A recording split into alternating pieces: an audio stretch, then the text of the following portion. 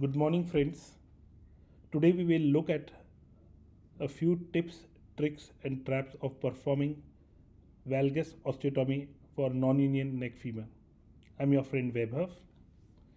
In today's talk, we'll understand the principle of such osteotomy. We'll learn about the preoperative planning, flawless execution with the help of the case example.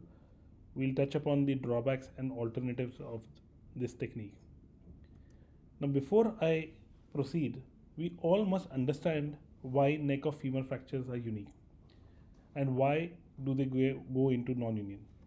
It is understood that almost 30% of fracture of neck of femur, which are intercapsular, will result in non-union. While in elderly patient, the solution is very straightforward and we go in for an arthroplasty. In younger age group, it's a bit of challenge. And the reasons why the neck of femur fracture are unique is when they happen, they also cause injury to the capsular arterial blood supply. There is a tamponade effect, that means the hematoma increases the pressure in the capsule, resulting in the stoppage of the arterial blood. The fact that there is a synovial fluid interface between the fracture ends and this synovial fluid has an inhibitory effect on the fracture union is also said to be a cause of non-union in these fracture. And last but not the least, it is thought that a variation in the biology, that means the absence of cambium layer of the periosteum in the area, is the cause of non-unions. So how we develop a winning combination?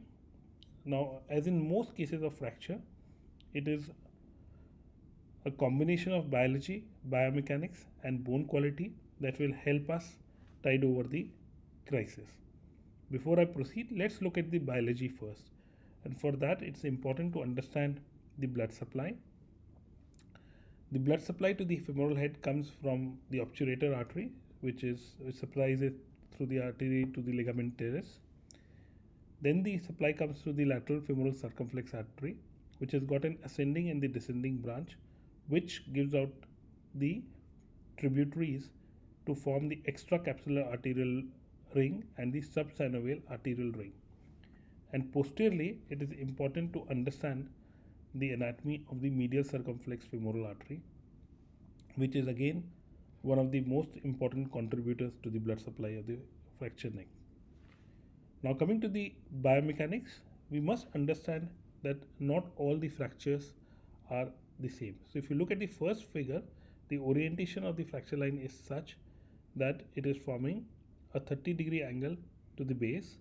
The second one is between 30 to 50, and the third one is more than 50. And this is the third one, which is most crucial for us because these are the ones who are most likely to go into non-union. Now, what did Powell tell? The Powell pointed out that the resultant force across the hip was due to two things. One, the body weight, and the second was the muscular force of the abductors. And this force was directed approximately 16 degree from the vertical plane. And if we looked at the anatomical axis of the proximal femur, it was around 25 degrees from this. So, in a typical femoral neck fracture, this fracture line was oriented more vertically, and that is why there was a shear force that was produced as a result of the normal loading of the hip. So, when he studied this further, he felt that the knowledge of the anatomy and the biomechanics could help us convert these shear forces into compressive forces. So, he proposed that if we made our fracture line around 25 degrees, because the resultant vector of the force is at that thing, at that angle, it would ensure that the ends of the fracture are compressed into each other and that there is no shear force. So, one, it will improve the stability because the chances that the fracture will displace is less, and second, because the force is acting across the fracture site in a perpendicular fashion, and it causes them to come closer. This will promote union. So the Powell principle states that the final fracture inclination of 30 degree or less will convert the shearing forces into compressive force. At this point, it is pertinent to note that although proposed by Powell, it was Muller who later popularized this technique and used it widely. And this is a simple diagram to illustrate this, and you will see that when there are shear forces, the bone blocks move away, whereas when there is a compressive force, you will see that both of these fragments come together. So once you have understood the principle, then you move on to the next stage, which is the preoperative planning. And this preoperative planning involves determining the level of the osteotomy, calculating the size of the bone wedge to be removed, thinking in terms of which implant to use, and then how to position this implant, which is the seating chisel in case of an angle blade plate and the screw in case of a DHS. As I said earlier, that the Powell technique was popularized and also refined by Muller, and in this the goal was to have a Powell angle of around 30 degrees post-operatively.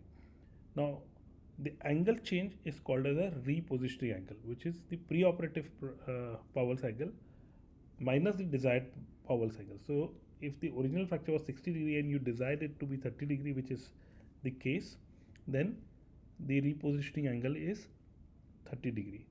Now this is important because our placement of the chisel or the screw plate construct should be in a manner that the side plate makes an angle corresponding to this repositioning angle. Let's look at this illustration. If you look at this first one, so this is the anatomical axis, the blue one, the first blue line that is drawn, and we draw a line which is draw an angle which is at 25 degrees. Once we have drawn this, then we draw a perpendicular to this line which we call as X. So this X is our desired Powell's angle. Now Y, which corresponds to the red line or the fracture line, is the original Powell's angle.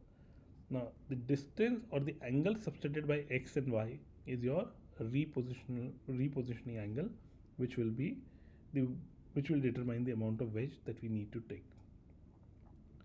The second important aspect of this technique is to think in terms of the blade or screw placement. Now the direction of the screw or blade plate should be the inferior part of the head of femur in AP and central in the lateral position. This is very important, and I'll tell you why at the end of this talk, why this thing needs to be. So the position has to be very accurate, it has to be inferior in AP and central in the lateral. Now you also must remember that your osteotomy site should be at least 1.5. The osteotomy site should be at least 1.5 centimeter distal to the entry point of the chisel or the screw to avoid a lateral wall fracture. Now when you perform the osteotomy, the proximal limb of the osteotomy should be perpendicular to the long axis of the femur, whereas the distal limb should be marked at the desired angle and the wedge should be removed. The location of the wedge on the AP view is the indicator of how much length would be gained post-osteotomy, and one must also remember that the apex of the osteotomy should be medial to the anatomical axis, as on compressing the two fragments will impact better. The next important thing is the choice of implant, and there are two primary implants that can be chosen. One is the blade plate or the dynamic hip screw. Now the blade plate is technically demanding, but it is clearly superior because it leaves a small footprint, removes less bone, and offers a better rotational stability. So now let's begin by looking at a few examples. We'll take this example in which the original Powell angle is suppose 60 degree, and we have planned for a desired angle of 30 degrees. So typically, as I said, between 25 to 35 or at the most 40 degree is what your target should be. So our repositioning angle would be original minus desired, which is 60 minus 30, which is 30 degree. So we will remove a wedge that corresponds to this 30 degree, and the blade or the screw will be the blade or the screw construct is to be placed in a manner that allows the plate to make an angle of 30 degrees with the shaft axis.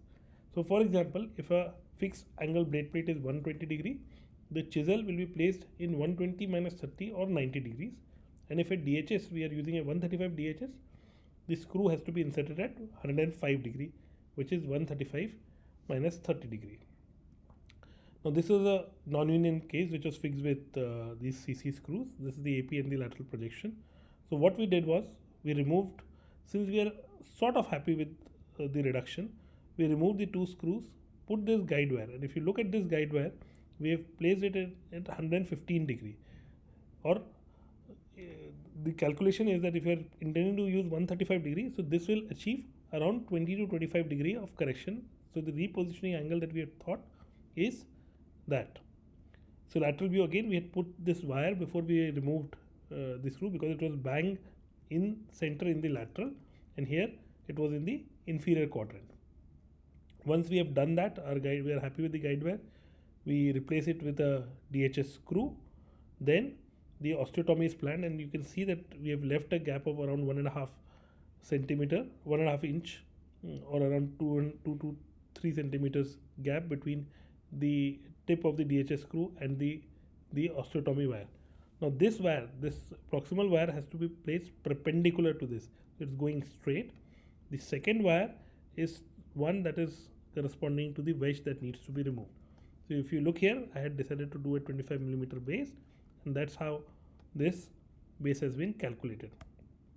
We use a saw to make this osteotomy. Use a steel ruler to kind of feel the opposite cortex, so that the osteotomy is complete in a manner which is medial to the anatomical axis. So if you look here, it is medial to the anatomical axis, and then you can do this. You can pass the plate, reduce it with a Lohmann's clamp, and then pass this first screw, which will bring and close the osteotomy site. So this is here, that's the closure that we are doing, and this here you can see that the osteotomy is closed, and the Powell's angle has become more horizontal. As I said, ensure that your screw is bang central in the lateral thing. This is how the post-op X-ray would look. You'll see that the osteotomy site here is closed. The angle is reduced to around 40 degree. This is the pre-op where the angle was around 60 degree, and this is where it is around 40 degrees here. There are few pearls that we need to understand. As I said, the lateral view is very critical, because the medial circumflex femoral artery that you look here is lying here. If your blade plate was too posterior, you would have damaged this, causing the avascular necrosis. So in lateral, please ensure that your placement is central. The second is to have a distance of at least 1.5 inch, which is 2.5 to 4 centimeter from the osteotomy site. The third pearl is to remember the rotation. So your rotation of the limb should match. It may be a good idea to feel the kneecap or the patella, and also to position your foot in a manner that you can access it, or at least have a visual impression. The fourth and very important pearl is, in case of very severely osteoporotic patients, or where you feel that there is a neck resorption, supplement it with a fibular strut. So instead of that screw, the derotation screw, you can put a fibular strut to add a biological augmentation to your construct. There are several published series of valgus osteotomy showing superior results, and they've been there for years, and all of them have uniformly reported very good results. Of course, there are drawbacks, like the fact that it medializes the shaft. A very important point is to avoid an excessive valgus. So it is not always necessary to achieve 25 degrees. Most of the time you can do it between 25 to 40, because if you give too much of valgus, it increases the chances of AVN. And what is the reason of this AVN? Because of the increased joint reaction forces, and also because of the kinking of posterior retinacular vessels, that this happens. There can be gait disturbances in limb. There's reduced femoral offset, very important when you are doing a subsequent THR. There could be a possible knee joint malalignment, and as I mentioned, future THR may be more difficult than the straight for primary. The alternatives are vascularized fibula, muscle pedicle graft, girdlestone, different type of osteotomies that have been described, and of course arthroplasty. Two important things here: there are no wedge technique called a sliding osteotomy that you need to know, and also half wedge where the apex of the osteotomy is not medial but at the level of the anatomical axis. They help gain the length. So, to my mind, they do not seem to have a major role in this. Where you have got a much simpler technique, it is better to follow that technique. So, in short, it's a rewarding surgery. We must remember the principle, which is that it acts by converting shear forces into compressive forces. Careful pre-op planning and wedge calculation is the key to successful execution. One must avoid excessive valgization, and as I said, we should never in our orthopedic thing forget about biology. If there is need, we can augment it um, with a fibular strut graft. I thank you for your attention, and any questions that you may have in this regard, please feel free to ask. Thank you.